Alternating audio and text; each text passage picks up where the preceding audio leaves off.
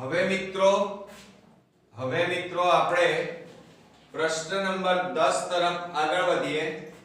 જો O કેન્દ્રવાળા વર્તુળ ને બિંદુ P માંથી દોરેલા સ્પર્શકો PA અને PB વચ્ચે 80 અંશનો ખૂણો રચાતો હોય તો ખૂણો POA શોધો।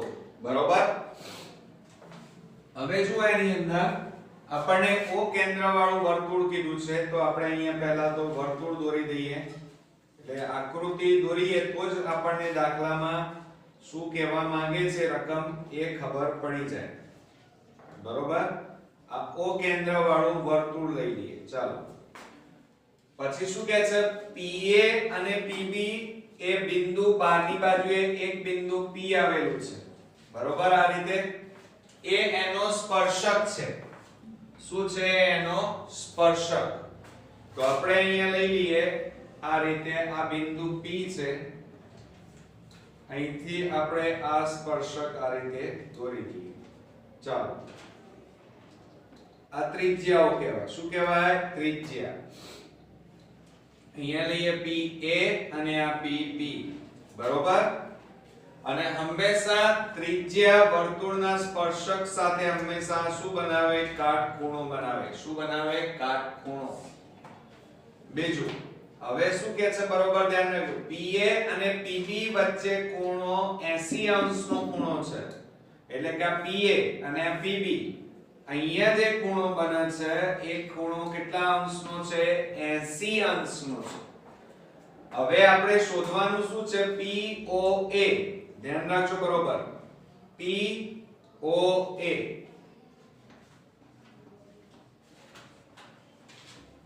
એટલે આપણે આ ખૂણો શોધવાનો છે। હવે એ શોધવો હોય તો પહેલા તમારે AOB શોધવો પડે। હવે આ ચતુષ્કોણ છે, સામસામેના ખૂણાના માપનો સરવાળો કેટલો થાય? 180। હવે જો અહીંયા આપણે લખીએ કે આપણી પાસે અહીંયા ચતુષ્કોણ આપેલો છે, તો અહીંયા આપણે પહેલા લખી કાઢીએ કે PA અને PB એ શું છે? દોરીએ, લખીએ કે PA અને PB એ વર્તુળના સ્પર્શક છે। ઓકે। હવે બીજું અહીંયા ચતુષ્કોણ બને છે, કયો છે? AOBP। અહીંયા આપણે લખી કાઢીએ ચતુષ્કોણ AOBP ચતુષ્કોણ છે, એમાં સામસામેના ખૂણા લેવાના। કયા? આ ખૂણો એટલે કયો કહેવાય? AOB આ ખૂણો, અને આ ખૂણો કયો છે? APB। હવે સામસામેના ખૂણાના માપનો સરવાળો 180 થાય ચતુષ્કોણમાં। તો અહીંયા લખીએ કે ચતુષ્કોણ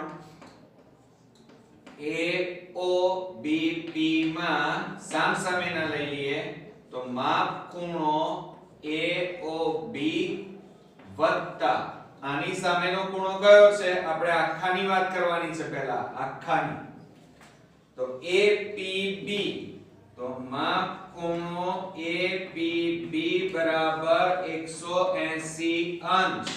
ચાલો હવે AOB એ આપણને આપેલો નથી, AOB એમના એમ, અને APB જુઓ આપણને અહીંયા આપ્યો છે APB, એનું માપ કેટલું છે?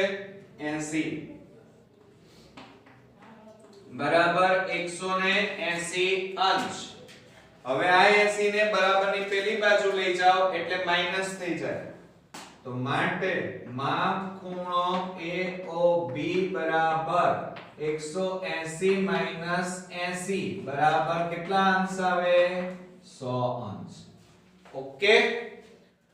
હવે આ આખા ખૂણાનું માપ કેટલું આવ્યું? 100। બીજું AOB અને OP રેખાખંડ એ એનો દ્વિભાજક કહેવાય। તો અહીંયા આપણે પહેલા લખીએ, ચાલો શું લખીશું કે ખૂણા AOB નો દ્વિભાજક કયું છે? OP રેખાખંડ છે। બરોબર। એટલે એનો મતલબ એ થાય કે આ AOB એના બે સરખા ટુકડા થાય એટલે આ 80 છે આખો ખૂણો, તો આ બંને કેટલા ના થાય 40 40 ના થાય. કેટલા ના થાય 40 40 ના થાય, કારણ કે આ 80 છે તો આ આખું માપ કેટલું આવ્યું આપણું 100, તો 50 50 ના થાય. જો 100 હોય તો અહીંયા કેટલા આવે 50, એટલે અડધો થાય વિભાજક હોય તો. તો આપણે શોધવાનો કયો છે AOP અથવા POA. તો માપ ખૂણો POA બરાબર 1/2 માપ ખૂણો AOB કરતા આ ખૂણો કેવો થાય અડધો વિભાજકના કારણે. ખ્યાલ આવ્યો?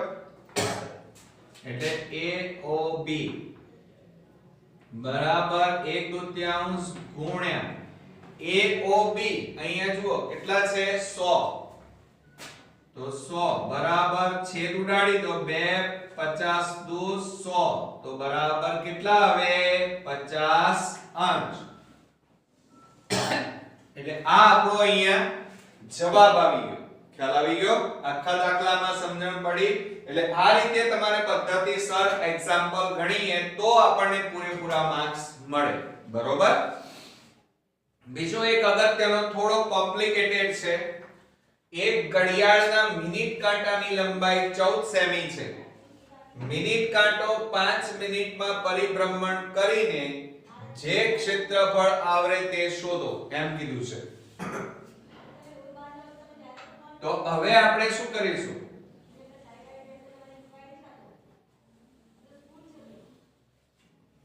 આ રીતે આપણે આ ઘડિયાળ દોરી. હવે સમજો જરા કે મિનિટ કાંટો આપણો અત્યારે હાલ અહીંયા છે. આ મિનિટ કાંટો, મિનિટ કાંટાની લંબાઈ કેટલી છે 14 સેમી. આ 14. મિનિટ કાંટો 5 મિનિટમાં પરિભ્રમણ કરે છે. એટલે મિનિટ કાંટો આટલા હતો, ફરીને આટલે આવ્યો એમ સમજો. ચલો આટલા આવ્યો 5 મિનિટમાં. બરોબર? એટલે કાંટાની લંબાઈ તો એની એ જ રહે. આપણા ઘડિયાળમાં જે મિનિટ કાંટો હોય એ તો લંબાઈમાં 14 સેમી હોય તો એનો એ જ રહે. ખાલી એની જગ્યા બદલાય. હવે આટલો ભાગ એ ખસ્યો છે. બરોબર? તો હવે શું કહે છે?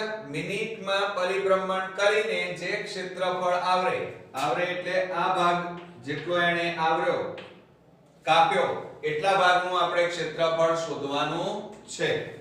બરોબર? તો એને શું કહેવાય? લઘુ વૃત્તાંશનું ક્ષેત્રફળ કહેવાય. શું કહેવાય? લઘુ વૃત્તાંશનું ક્ષેત્રફળ. હવે પહેલા આપણને આપેલું છે એ લખી કાઢીએ. શું આપ્યું છે? મિનિટ કાંટાની લંબાઈ આપી છે. મિનિટ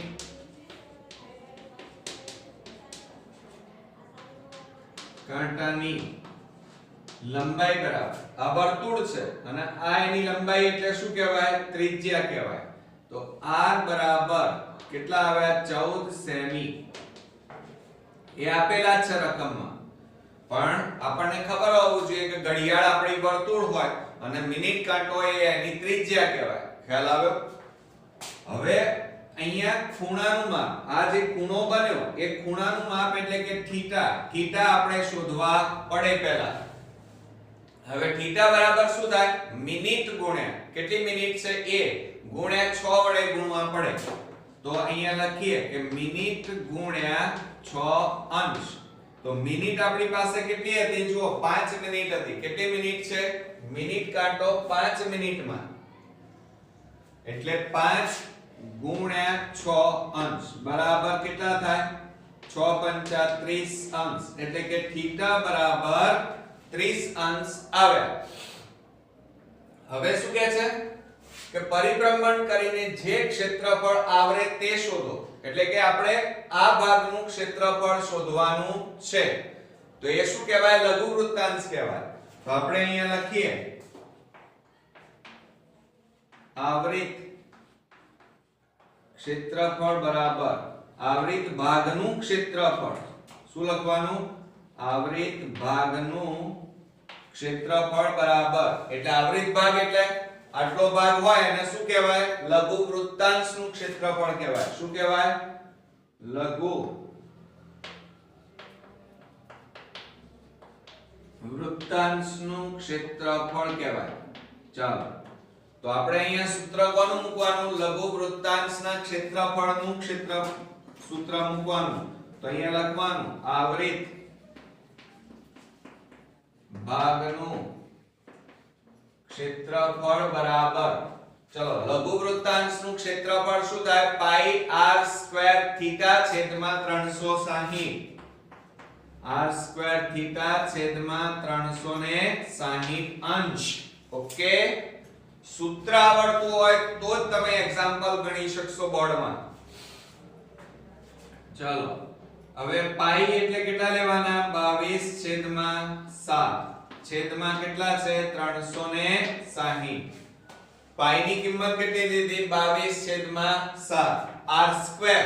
હવે r એટલે ત્રિજ્યા, ત્રિજ્યા કેટલી છે? 14 અને વર્ગ આપેલો છે એટલે 14 × 14 અને ગુણ્યા થીટા. થીટા એટલે જુઓ કેટલા આવ્યા છે? 30 અંશ. 30 અંશ. ચાલો છેદ ઉડાડીએ તો 7 2 14 મીંડે મીંડે ઉડી ગયા.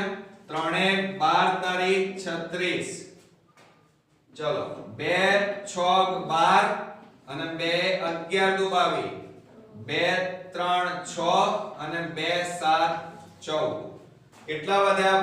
11 22. 22 × 7 કરો એટલે કેટલા થાય? બરાબર 154. છેદમાં કેટલા વધ્યા? 3 વધ્યા. ચાલો હવે તમે 154 ને 3 વડે ભાગી લાવો. ચાલો તો જાતે હવે કરો. તો ભાગાકાર કરશો તો એનો જવાબ આવશે 51.33. કેટલો આવશે? 51.33. અને બીજી વાત, આ ક્ષેત્રફળ છે. ક્ષેત્રફળ હોય તો એકમ અહીંયા બધું સેન્ટીમીટર માં છે એટલે એકમ કયો આવે? સેન્ટીમીટર સ્ક્વેર લખાય. ઓકે, આવડી ગયો ને દાખલો? છે ને એકદમ હવે ઈઝી બની ગયો. તો આ રીતે આપણે આકૃતિ દોરી અને વ્યવસ્થિત, જુઓ આકૃતિ દોરીએ તો જ આપણને દાખલાની મોટા ભાગે સમજણ પડે, તો તમે દાખલો ગણી શકો. બરોબર? હવે આપણે પ્રશ્ન નંબર 12 જોઈએ.